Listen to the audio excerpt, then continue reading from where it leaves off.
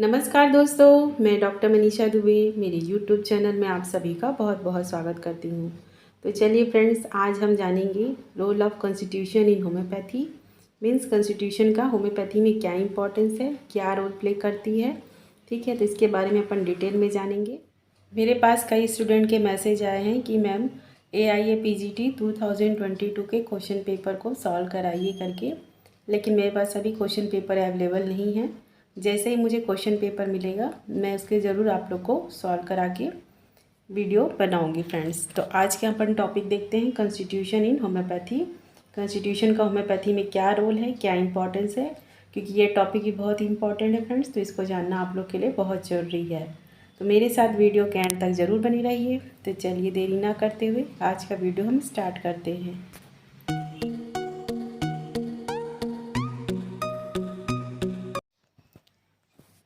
तो चलिए सबसे पहले जानते हैं what does constitution means in homoeopathy. ठीक है, कॉन्स्टिट्यूशन का होम्योपैथी में मतलब क्या है।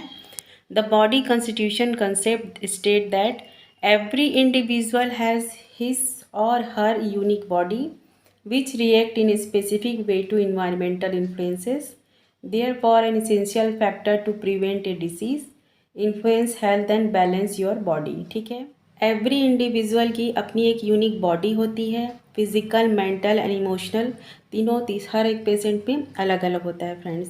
तो हर एक पेशेंट में उसका रिएक्ट करने का, इस एनवायरमेंटल इन्फ्लुएंस से रिएक्ट करने के लिए अलग अलग तरह के उसमें स्पेसिफिक वे होता है, जिस तरह से वो बीमारी से लड़ सके, अपने बॉडी को बचाव कर सके। ठीक है, तो कॉन्स्टिट्यूशन क्या है होम्योपैथी में। In every individual has his or her unique body which react in specific way to environmental influences. ठीक है, an essential factor to prevent a disease, influence a health and balance your body. ठीक है, तो हर एक individual different होता है। मान लीजिए हेडेक हो रहा है 5 पेशेंट को, तो हर इंडिविजुअल में specific physical, emotional, body constitution सभी अलग अलग होंगे। तो पाँचों में हेडेक का सिम्टम भी अलग अलग होगा और उनमें उस हेडेक से रिएक्ट करने के लिए स्पेसिफिक तरीका होगा, जिससे कि वो अपने हेडेक को, बीमारी को दूर कर सकें। ठीक है, तो उससे बीमारी से लड़ने के लिए उनमें अलग तरह की क्वालिटी होगी फ्रेंड्स। चलिए आगे देखते हैं। उन हर 5 पेशेंट में हेडेक के अलग अलग सिम्टम होंगे, क्योंकि उनके फिजिकल, मेंटल एंड इमोशनल तीनों तरीके से हर एक पेशेंट डिफरेंट होता है, यूनिक होता है। तो उनमें हेडेक के सिम्टम भी अलग अलग होंगे और हेडेक के प्रति उनमें रिएक्शन भी अलग अलग तरीके से होंगे। ठीक है, तो हर एक इंडिविजुअल डिफरेंट होता है और react in specific way to environmental influences, उनमें रिएक्ट करने की स्पेसिफिक क्वालिटीज़ होती है हर एक किसी में। ठीक है, therefore essential factor to prevent a disease, influences health and balance your body. इस डायग्राम में देख सकते हैं अपन 2 इंडिविजुअल हैं, लेकिन दोनों डिफरेंट हैं फिजिकली। ठीक है, एक हेल्दी है और एक लीन एंड थीन है। तो दोनों के फिजिकल बॉडी भी अलग अलग होंगे, साथ ही साथ मेंटल एंड इमोशनल। तो ये हर तरह से दोनों डिफरेंट होंगे, दोनों सेम नहीं हो सकते। तो उसी तरह से होम्योपैथी में कॉन्स्टिट्यूशन का बहुत ज़्यादा इंपॉर्टेंट है, क्योंकि हमको मेडिसिन पेशेंट के कॉन्स्टिट्यूशन को देखते हुए सिलेक्ट करना पड़ता है। चलिए आगे देखते हैं अपन आज क्या क्या जानेंगे कॉन्स्टिट्यूशन के बारे में। So today we will learn what exactly the constitution is, how this concept involve with time, how it develops in a person, its importance in medical practice, classification of constitution, Edward von Graugaul's classification of constitution and the importance of constitution in homeopathy।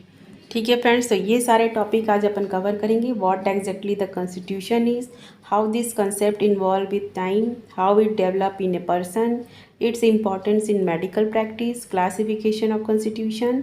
ठीक है, और जिन्होंने इसके बारे में बताया है उनके बारे में भी जानेंगे अपन, जिन्होंने कॉन्स्टिट्यूशन क्लासिफिकेशन को डिफाइन किया है, साथ ही साथ importance of constitution in homoeopathy. ठीक है, तो ये सारे टॉपिक को आज अपन डिटेल में जानेंगे। तो चलिए सबसे पहले अपन जानते हैं वर्ड मीनिंग ऑफ कॉन्स्टिट्यूशन। ठीक है, कॉन्स्टिट्यूशन का वर्ड मीनिंग क्या है। The constitution word is a Latin derived of constituere or the constitute which means to set up, to make up और टू स्टेबलाइज। ठीक है, ये लैटिन वर्ड है, इसको भी याद रखिएगा आप लोग। इसका मतलब है कॉन्स्टिट्यूरे और कॉन्स्टिट्यूट भी कहते हैं इसे, which means to set up, to make up और टू स्टेबलाइज, ठीक है, टू सेटअप, टू मेकअप और टू स्टेबलाइज। कॉन्स्टिट्यूशन का मतलब ये है और ये एक लैटिन वर्ड है। आगे देखते हैं। It is a structural composition, physical makeup or nature of something consisting inherited qualities modified by the environment, ठीक है। ये किन किन चीज़ों से मिलकर बना होता है? Physical structure and the biological functions. हमारे बॉडी में फिजिकल स्ट्रक्चर कैसा है? हर एक पर्सन का फिजिकल स्ट्रक्चर अलग होता है, साथ ही साथ बायोलॉजिकल फंक्शन भी डिफरेंट होता है।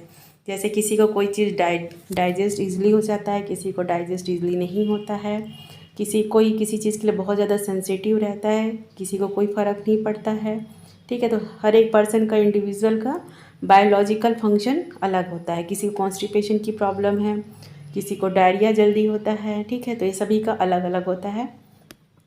तो कॉन्स्टिट्यूशन क्या है? आपका physical structure plus biological functions दोनों मिलके क्या बनाते हैं? Inherited characteristics modified by the environment, ठीक है। तो ये आपके कॉन्स्टिट्यूशन को बनाते हैं। देखते हैं अपन definition of constitution in homoeopathy में क्या इसका डेफिनेशन है। Constitution is defined as the physical and the mental makeup of the person which is expressed through his physical build, characteristics, desire, aversion, reaction, including emotional and the intellectual attitude, ठीक है। समझ गए होंगे आप लोग। ये क्या है? कॉन्स्टिट्यूशन एक हर एक पर्सन का अलग अलग होता है, जैसे कि उसका फिजिकल मेंटल मेकअप सबका अलग होता है ना, और उसको एक्सप्रेस करने के अलग तरीका होता है।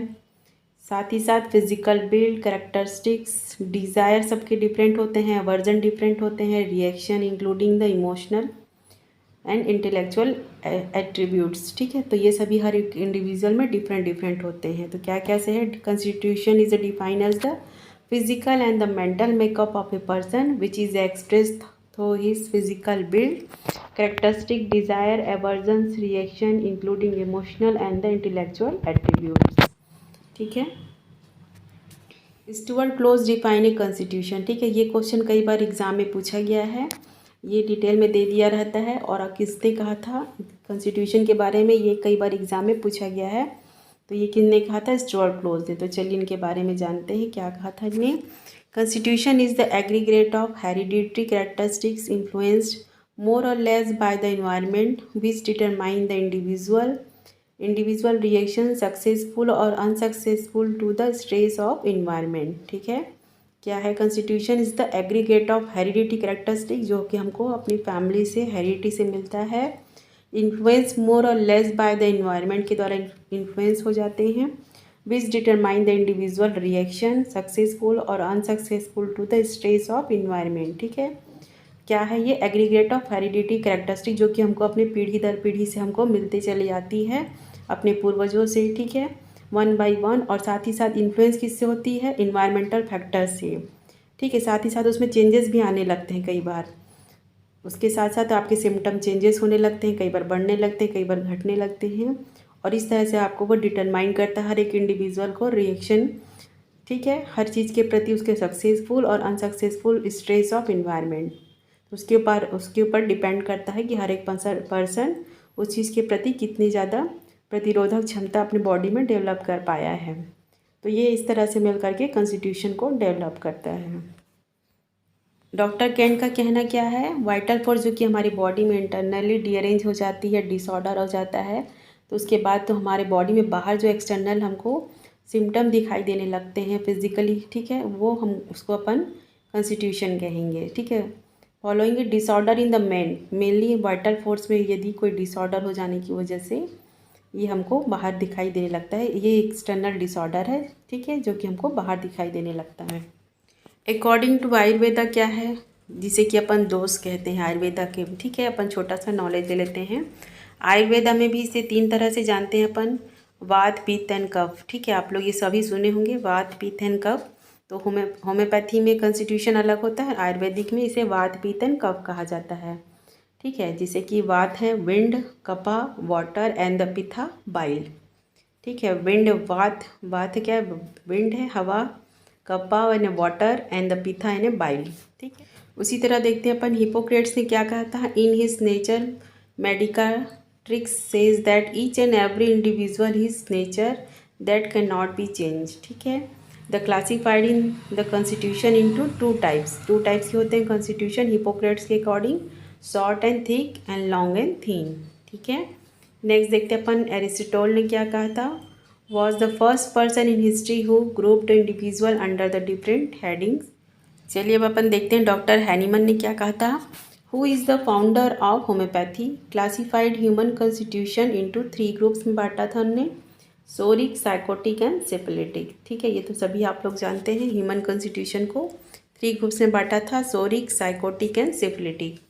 अब मेन देखते हैं अपन डॉक्टर एडवर्ड वॉन ग्राउवॉल 1811 से 1877 who was a German homeopathy classified the constitution into 3 groups, hydrogenoid constitution, oxygenoid and the carbonitrogenoid. ठीक है, इसके बारे में आप लोग सभी रीड किए होंगे फर्स्ट ईयर में। ठीक है, तो अब इन देखते हैं हाइड्रोजिनाइड क्या है। एक्सेस ऑफ वाटर, जिनके बॉडी में एक्सेस ऑफ वाटर है उनको अपन हाइड्रोजिनाइड कॉन्स्टिट्यूशन के अंतर्गत लेंगे।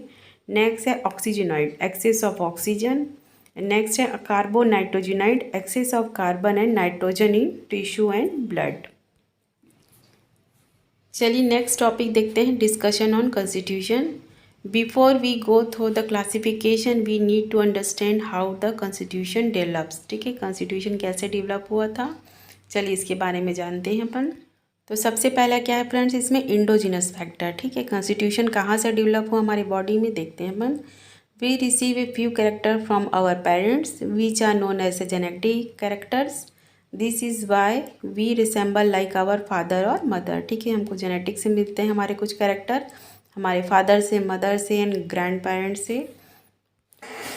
नेक्स्ट फैक्टर क्या है फ्रेंड्स, इन्वायरमेंटल इन्फ्लुएंसेस। ठीक है, we grow we get exposed to different environmental condition like a house, school, playground, religion, the media, teachers, relatives and the friend circles etcetera. ठीक है, इन्वायरमेंटल फैक्टर से भी हमको constitution मिलता है। हमारे स्कूल कैसा है ना, प्लेग्राउंड में कैसे बच्चों के साथ खेल रहे हैं, हमारा रिलीजन कैसा है, मीडिया, टीचर्स, रिलेटिव्स कैसे हैं, फ्रेंड सर्कल कैसा है, इससे हमारे कॉन्स्टिट्यूशन पे बहुत ज़्यादा फ़र्क पड़ता है। Next friends, exogenous characteristic. ठीक है, we get influenced by them and the mold our understanding and behavior pattern directly or indirectly. Hence we are that what we have inherited from our ancestor, the things that we came across and the learning for our life experiences. Some of us are prone to some disease while some are prone to others. This selective affinity is known as the susceptibility. ठीक है, हमारी susceptibility भी हर एक individual की different होती है, कि कोई भी किसी चीज़ डिसीज़ के लिए ज़्यादा प्रोन रहता है और किसी को कोई भी डिसीज़ जल्दी अफेक्ट नहीं करती है। ठीक है, तो हर एक इंडिविजुअल में ससेप्टेबिलिटी डिफरेंट होती है। ठीक है, और अपने बॉडी को उसी के अकॉर्डिंग मोल्ड कर लेते हैं। हर एक पर्सन में अलग तरह की क्वालिटी होती है इसमें। चलिए अब हम जानते हैं कि क्लासिफिकेशन की क्यों ज़रूरत पड़ी कॉन्स्टिट्यूशन में। Why do we need to classify the Constitution?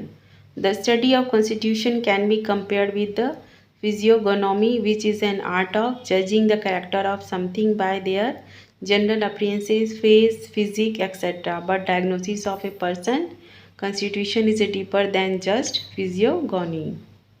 Every person inherited some character from their parents, and some character are acquired from surrounding environment. So the Constitution is the mixture of the internal and the external characteristics of the individual. ठीक है, हर एक person different होता है, उनको family से मिलता है, heredity से मिलता है। ठीक है, और ये इंटरनल एंड एक्सटर्नल मिक्सचर मिलकर के पेशेंट का इंडिविजुअल कैरेक्टरिस्टिक फीचर तैयार करते हैं। आगे देखते हैं, homeopathy tries to individualize a patient based on his physical makeup, his moral science behaviour, his desire and aversion etc. So the knowledge of constitution help in individualization of the patient. ठीक है, constitution homeopathy में patient को individualise करने में, medicine selection करने में बहुत ज़्यादा हेल्प करती है। हर एक पर्सन का फिजिकल मेकअप डिफरेंट होता है, मोरल, सोशल बिहेवियर, उसका डिज़ायर, उसका एवर्जन, हर एक पर्सन का, हर एक इंडिविजुअल का डिफरेंट होता है। तो होम्योपैथी बेस्ड है इंडिविजुअलाइजेशन पे, यानी हमारे हर एक पेशेंट को पूरा उनको physical makeup, moral behaviour, social ठीक है। डिज़ायर, एवर्जन, हर एक चीज़ को जानने के बाद ही अपन मेडिसिन प्रिस्क्राइब करते हैं। तो होम्योपैथी में कॉन्स्टिट्यूशन का बहुत ही ज़्यादा इंपॉर्टेंट रोल है फ्रेंड्स। चलिए आगे देखते हैं और किस में हेल्प करती है। The diagnosis of person constitution help in the selection and prescribing remedies to decide the dose and potency of selected medicine and ultimately for the treatment of the disease. ठीक है, पर्सन का constitution ही हमको decide करता है, help करता है patient को कौन से डोज देना है, कितनी पोटेंसी का देना है। ठीक है, तो जैसे कि इंटेलिजेंट पर्सन है, बहुत ज़्यादा शार्प माइंड है, तो अपन उसको हाई पोटेंसी देते हैं, आप लोग जानते ही होंगे। और जो ज़्यादा डल रहते हैं, लेथार्जिक रहते हैं, तो अपन उनको लो पोटेंसी देते हैं, जिसमें कि मेडिसिनल पावर उसमें वर्क करने लगती है। ठीक है, तो इस तरह से आप लोग इनको पढ़े भी होंगे। तो ये हमारे होम्योपैथी में पेशेंट को डोज डिसाइड करने में और पोटेंसी डिसाइड करने में बहुत ज़्यादा हेल्प करती है। In homoeopathy the nature of patient is a diagnose by his heredity, susceptibility, temperament, miasm, diathesis and the predominant condition of the mind and body. तो ठीक है, होम्योपैथी में अपन ये सभी चीज़ें देख करके ही पेशेंट को मेडिसिन प्रिस्क्राइब करते हैं। उसकी हेरिडिटी, उसका ससेप्टिबिलिटी कैसा है, उसका टेम्परामेंट कैसा है, मियाज में कौन सा है, डायथिसिस कौन सी है। ठीक है, साथ ही साथ predominant condition of mind and body, उस प्रेजेंट में पेशेंट का कैसा है, ये सभी देख करके ही अपन पेशेंट को मेडिसिन प्रिस्क्राइब करते हैं फ्रेंड्स। अपन देखते हैं हम डॉक्टर एडवर्ड वॉन ग्रेविवोगल्स ने क्लासिफिकेशन ऑफ कॉन्स्टिट्यूशन को क्या नया रूप प्रदान किया था। उन्होंने ही 3 मेन इसमें इम्पॉर्टेंट दिया था क्लासिफिकेशन ऑफ कॉन्स्टिट्यूशन में। एक जर्मन फिजिशियन थे ये ना, 1870 में ही classified a human constitution into 3 different type, carbon nitrogenoid constitution, oxygenoid constitution and the hydrogenoid constitution. ठीक है, इसके लिए मैंने आप लोग को प्रीवियस वीडियो में इसके लिए डिफरेंट मेडिसिन भी बताई है इस कॉन्स्टिट्यूशन के लिए, तो आप लोग उसमें जा कर के देख सकते हैं। चलिए आगे देखते हैं। This classification is a widely accepted by the most of the homeopath. This is a based on the different biochemical content of the body. Doctor J.H. Clark in his book Constitutional Remedies explain about this classification of Gravigogle. We can also find the homeopathic constitutional remedies based on this classification. According to Gravigogle, every living organism is made up of oxygen, carbon, nitrogen and oxygen. ठीक है, हर एक living organism किस किस से मिलके बना होता है, ऑक्सीजन से, कार्बन से, नाइट्रोजन से एंड हाइड्रोजन से। This excess of deficiency of this element in the tissue development of different individual constitution. ठीक है, या इसकी अधिकता हो जाने पे बॉडी में या फिर कमी हो जाने की वजह से हमारे टिश्यू में पेशेंट का इंडिविजुअल डिसाइड होता है। किसी में इसकी एक्सेस मात्रा हो जाती है, जैसे हाइड्रोजनाइड कॉन्स्टिट्यूशन। ठीक है, वाटर की अधिकता हो जाती है तो उसे अपन हाइड्रोजनाइड कॉन्स्टिट्यूशन कहते हैं, या किसी चीज़ की कमी हो जाती है। ठीक है, तो उस हिसाब से हर एक पेशेंट इंडिविजुअल का कॉन्स्टिट्यूशन डिसाइड होता है। तो सबसे पहले देखते हैं अपन कार्बन नाइट्रोजनाइड कॉन्स्टिट्यूशन का पेशेंट कैसा होता है। ठीक है, तो ये डायग्राम में आप लोग देख सकते हैं कार्बन नाइट्रोजनाइड कॉन्स्टिट्यूशन में पेशेंट कैसा दिखाई देता है। आप लोग को पिक क्लियर दिखाई दे रहा होगा। ठीक है, तो ये है कार्बन नाइट्रोजनाइड कॉन्स्टिट्यूशन। चलिए आगे देखते हैं इसके बारे में। ठीक है, कार्बन नाइट्रोजनाइड कॉन्स्टिट्यूशन में पेशेंट क्या है, this is a cause by an excess of carbon and nitrogen. Patient के बॉडी में excess and carbon and nitrogen की अधिकता हो जाने की वजह से हमको कार्बन नाइट्रोजनाइड कॉन्स्टिट्यूशन वाले पेशेंट ऐसे दिखाई देने लगते हैं। ठीक है, physiologically excess of carbon and nitrogen, tissue can not absorb sufficient oxygen को एब्जॉर्ब नहीं कर पाती है, इस वजह से पेशेंट हमको ऐसा दिखाई देने लगता है। ठीक है, आप लोगों को क्लियर दिखाई दे रहा होगा। चलिए कार्बन नाइट्रोजनाइड कॉन्स्टिट्यूशन की फिजियोलॉजी के बारे में जानते हैं। Excess of carbon and nitrogen, tissue can not absorb a sufficient oxygen. ठीक है, कार्बन एंड नाइट्रोजन के एक्सेस हो जाने से बॉडी में tissue can not absorb sufficient oxygen, oxygen को एब्जॉर्ब सफिशिएंटली नहीं कर पाता है, जिससे कि उसकी बॉडी में न्यूट्रिशन की कमी हो जाती है। Insufficient oxygenation cause a lack of nutrition. ठीक है, आगे देखते इसमें क्या होता है। Which lead to deficiency disorder, this lead to functional impairment. तो ये सारे फंक्शन उसमें देखने को मिलते हैं हमको कार्बन नाइट्रोजनाइड कॉन्स्टिट्यूशन में। Excess of carbon and nitrogen, जिसकी वजह से टिश्यू प्रॉपर एब्जॉर्ब नहीं कर पाती है ऑक्सीजन को बॉडी में, जिसकी वजह से बॉडी में इनसफिशिएंट ऑक्सीजनेशन होने की वजह से लैक ऑफ न्यूट्रिशन हो जाती है, बॉडी में न्यूट्रिशन की कमी हो जाती है। न्यूट्रिशन की कमी होने से बॉडी में डिफिशियंसी डिसऑर्डर डेवलप होने लगते हैं। This lead to functional and impairments, ठीक है। तो इस तरह से पेशेंट में इम्पेयरमेंट या फंक्शनल डिसीज़ हमको देखने को मिलती है। At the same time carbonitrogenous matter accumulates and the retention happen, ठीक है। फिजिकल फीचर्स क्या क्या देखने को मिलेंगे हमको, marked obesity followed by emaciation in later stage, ठीक है। इसमें लेटर स्टेज की बात हो रही फ्रेंड्स, आप लोग डायग्राम देख के समझ रहे होंगे कि इसमें पेशेंट तो ऐसा दिखाई नहीं दे रहा है, लेकिन marked obesity followed by emaciation in a later stage, skin dirty and unhealthy रहेगी with every offensive perspiration, nails dry brittle often a found longitudinally striated, ठीक है। तो ये सारे सिम्टम हमको, फिजिकल सिम्टम हमको कार्बोनाइट्रोजनाइड कंस्टिट्यूशन वाले पेशेंट में देखने को मिलेंगे। चलिए इसमें क्लिनिकल फीचर क्या क्या देखने को मिलेगा। डिस्टर्ब फंक्शन रहेगा पेशेंट का, क्योंकि फंक्शन प्रॉपर नहीं हो पाएगा, क्योंकि बॉडी में ऑक्सीजन की कमी से लैक ऑफ न्यूट्रिशन हो गया। लैक ऑफ न्यूट्रिशन होने की वजह से बॉडी में न्यूट्रिएंट्स की कमी हो जाती है, जिसकी वजह से बॉडी प्रॉपर फंक्शन नहीं कर पाता है। साथ ही साथ mind and body organ like के heart, lung, kidney, spleen, stomach सभी डिस्टर्ब रहते हैं। साथ ही साथ और क्या सिम्टम देखने को मिलेंगे हमको, पल्स रैपिड मिलेगा, रिस्पायरेशन फास्ट, सैलो, रेस्टलेसनेस रहेगी, जीआईटी प्रॉब्लम देखने को मिलेगा, फ्लैटुलेंस, कॉन्स्टिपेशन या डायरिया कोई भी प्रॉब्लम हो सकती है, urinary increase, uric acid and oxalate in urine, absence of chlorides. Nervous system में क्या प्रॉब्लम देखने को मिलेगी हमको, vertigo, ataxia, fatigue, somnolence, yawning, epilepsy etcetera. Extremities में gouty swelling, inflammatory nodosities at the small joints. Mind क्या रहेगी, mostly tired individuals, dullness, hypochondriasis, irritable and the highly impatient रहेगा पेशेंट, ठीक है। टायर्ड रहेगा इंडिविजुअल, डलनेस रहेगी क्योंकि nutrition की कमी है उसके बॉडी में, हाइपोकॉन्ड्रिक रहेगा, इरिटेबल रहेगा एंड द हाईली इम्पेशेंट रहेगा, क्योंकि चिड़चिड़ाहट बहुत ज़्यादा आ जाती है, जो पेशेंट वीक रहते हैं। कार्बोनाइट्रोजनाइड कंस्टिट्यूशन वाले पेशेंट में मॉडलिटीज़ देखते हैं। एग्रावेशन किन किन चीज़ों से होती है उनमें, anything that increase the use of energy, example over eating, exertion, sexual excess, ठीक है।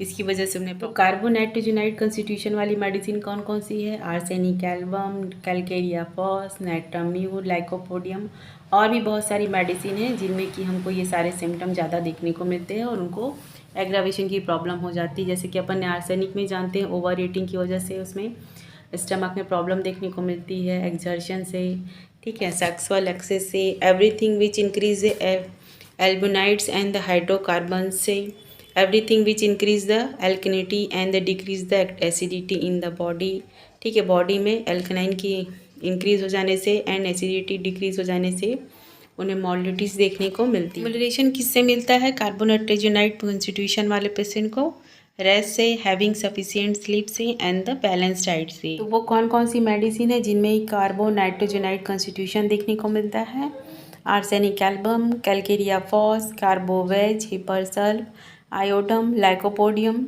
नाइट्राम्यूर, फॉस्फोरस, सल्फर एंड जिंकमेट, ठीक है। तो इस सभी में ये सारे कंस्टिट्यूशन देखने को मिलते हैं, कार्बोनाइट्रोजनाइड कंस्टिट्यूशन, ठीक है। स्टमक डीअरेंजमेंट देखने को मिलता है, पल्स रैपिड देखने को मिलेगा, ठीक है। इन पेशेंट में क्या होता है, एक्सेस ऑफ कार्बन एंड नाइट्रोजनाइड की कंस्टिट्यूएंट की मात्रा ज़्यादा देखने को मिलती है, जिसकी वजह से इनमें ये प्रॉब्लम देखने को मिलती है। Carbon nitrogenoid constitution closely resemble doctor Hahnemann psoric constitution, ठीक है। इन पेशेंट में सोरी कंस्टिट्यूशन हमको देखने को मिलता है। चलिए इसमें देखते हैं डाइटरी मैनेजमेंट क्या किया जा सकता है। इन पेशेंट में food like bread, cow milk, yogurt, butter, seasonal fruits, excess of liquid diet etcetera should be encouraged, ठीक है। उन पेशेंट में ये सब चीज़ देने के लिए इनकरेज करना चाहिए पेशेंट को। Food like a meat, pickles, coffee, bread, fats, bakery, sweets etcetera should be avoided. ये सभी चीज़ें अवॉइड करनी चाहिए कार्बोनाइट्रोजनाइड कंस्टिट्यूशन वाले पेशेंट को। और उनको साथ में क्या लेना चाहिए, bread, cow milk, yogurt, butter, seasonal fruits, excess of liquid diet, ठीक है। एंड साथ ही साथ meat, pickles, coffee, bread, fats, bakery sweets, ये सभी चीज़ें अवॉइड करनी चाहिए। हम देखते हैं नेक्स्ट कॉन्स्टिट्यूशन है ऑक्सीजनाइड कॉन्स्टिट्यूशन। ठीक है, उसके पेशेंट कैसे दिखाई देते हैं आप एक पिक के द्वारा देख सकते हैं। ऑक्सीजनाइड कॉन्स्टिट्यूशन के पेशेंट कैसे दिखाई देते हैं, तो चलिए इनके बारे में डिटेल से जानते हैं।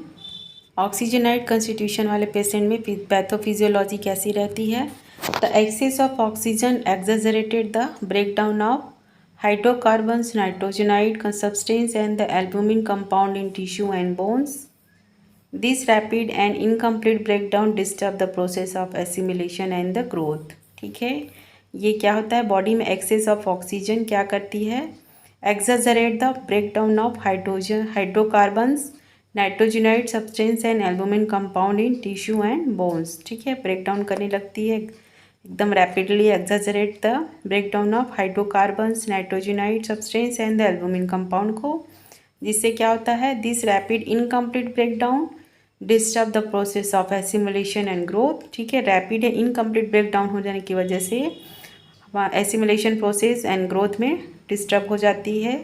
The cell can not retain the necessary constituent, body में सेल्स में नेसेसरी कंस्टिट्यूएंट नहीं पहुंच पाती है, जिसकी वजह से this cause a demineralization to deal with the deficiency होने लगती है बॉडी में। ठीक है, this lead to destruction of tissues and bones, body में सही से न्यूट्रिशन नहीं पहुंच पाती, जिसकी वजह से बोन्स एंड टिश्यू का डिस्ट्रक्शन स्टार्ट हो जाते हैं।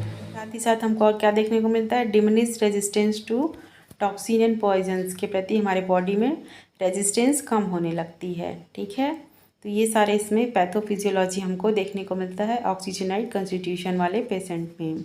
चलिए आगे देखते हैं फिजिकल फीचर हमको क्या क्या देखने को मिलेगा। पेशेंट हमने पिक में देखा ही है, बॉडी लीन थीन रहती है, कैक्चेटिक जिसे कि वीक एंड वास्ट कहते हैं, and prone to ulceration and self destruction. ठीक है, पेशेंट बहुत ज़्यादा लीन थीन रहता है, वीक रहता है। नेक्स्ट देखते हैं इसमें they are scrofulous in large glands and lymph node देखने को मिलेगा, rickety, anaemic and the plethoric excess of body fluids. Creosote, mercury, petroleum, ये सभी मेडिसिन ऑक्सीजनाइड कॉन्स्टिट्यूशन के अंतर्गत आते हैं। तो इन सिम्टम्स से आप उस मेडिसिन को याद कर सकते हैं। पेशेंट बहुत ज़्यादा लीन थीन रहेगा, वीक रहेगा। They are scrofulous in large glands and lymph node, rickety, anaemic and plethoric excess of body fluids. Hands fusiform with elegant round fingers रहेंगे। नेल्स ब्यूटीफुल मोस्टली लॉन्ग रहेंगे, sometimes numerous white spot on. Oxygenoid constitution में कौन कौन से clinical feature देखने को मिलेंगे हमको।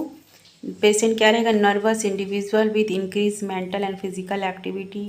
दे are having a vigorous appetite even they during illness. ठीक है, ये सोराइनम के सिम्टम हैं, आपने जानते होंगे इसके बारे में कि पेशेंट को बहुत ज़्यादा भूख लगने लगती है, वो आधी रात में भी उठ के खाने लगता है। ठीक है, तो ये इसके कॉन्स्टिट्यूशन की वजह से उसको ये प्रॉब्लम देखने को मिलती है। साथ ही साथ पेशेंट बहुत ज़्यादा नर्वस रहता है, mental and physical. Patient feels better after rest and having a food. ठीक है, पेशेंट को फूड मिल जाने से और रेस्ट करने से आराम मिलता है। They feel strong animal heat after the meals and feeble in the empty stomach. इसमें seashore, empty stomach, change of weather by cold before and during storm, foggy weather, moving from dry to damp atmosphere. ठीक है, इन सारी condition से patient में aggravation देखने को मिलती है।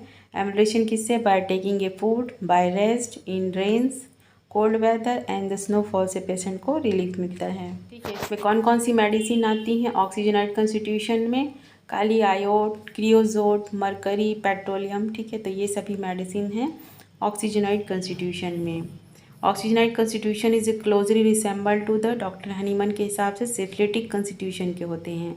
ठीक है, कार्बोनाइट्रोजनाइड क्या थे, सोरिक थे, और ये ऑक्सीजनाइड क्या है, सिफिलिटिक कॉन्स्टिट्यूशन के हैं। तो सोरिक में कौन कौन सी मेडिसिन थी, कार्बोनाइट्रोजनाइड में आर्सेनिक एल्बम, नेट्रम्यू, लाइकोपोडियम, हिपरसल। ठीक है, तो वो थे कार्बोनाइट्रोजनाइड के। एंड ऑक्सीजनाइड कौन कौन से मेडिसिन है, पेट्रोलियम, काली आयोड, क्रियोजोट, मरकरी, ये सभी मेडिसिन ऑक्सीजनाइड कॉन्स्टिट्यूशन के हैं। ऑक्सीजनाइड कॉन्स्टिट्यूशन वाले पेशेंट को डाइटरी मैनेजमेंट क्या करना चाहिए। Foods like a coffee, cold drinks, fatty foods, pickles, sweets, meat etcetera should be avoided. ये सभी चीज़ें नहीं लेनी चाहिए। Food like a cow milk, fresh butter, sprouts, beans, wheat, jaggery, green leaf vegetable specially spinach should be encourage. तो ये सभी diet में शामिल करनी चाहिए। अब अपन देखते हैं नेक्स्ट है हाइड्रोजनाइड कॉन्स्टिट्यूशन। ठीक है, तो ये पिक देख सकते हैं आप लोग, हाइड्रोजनाइट कंस्टिट्यूशन में पेशेंट कैसे दिखाई देता है। इसके लिए आप जान सकते हैं अपन थूजा मेडिसिन को। तो हाइड्रोजनाइट कंस्टिट्यूशन किस में देखने को मिलता है, मेनली अपन को थूजा में देखने को मिलता है। और भी कौन कौन सी मेडिसिन है, चलिए इसके बारे में अपन जानते हैं और इस कंस्टिट्यूशन के बारे में डिटेल में जानते हैं। इसके पैथोफिजियोलॉजी, इसके क्लिनिकल फीचर्स क्या रहते हैं, इसके मॉडलिटीज़ के बारे में जानते हैं। तो चलिए आगे बढ़ते हैं। हाइड्रोजनाइट कंस्टिट्यूशन किस में देखने को मिलता है हमको, थूजा मेडिसिन में, नेटम सल्फ में। This type of constitution is caused by an excess of hydrogen which lead to the retention of water in blood and tissue।